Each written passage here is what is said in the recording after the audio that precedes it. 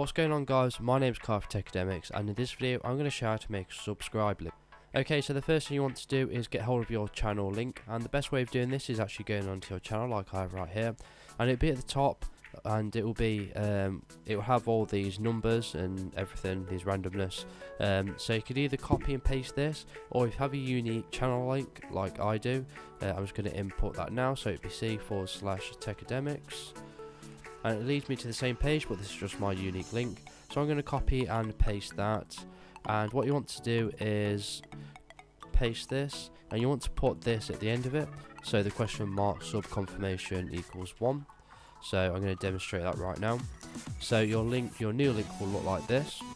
So we're going to copy this, and then if we paste it into our Google Chrome or your web browser, it's basically going to lead you to your channel, and it's going to prompt you if you want to subscribe to that channel. What's going on, guys? Now you can always use a link shortener. So if we go to Google link shortener, which is just here, and then if you copy and paste it in there, you can basically get a shorter link, and then you can copy that link wherever you'd like. And that's basically how you make a unique link to subscribe to your channel.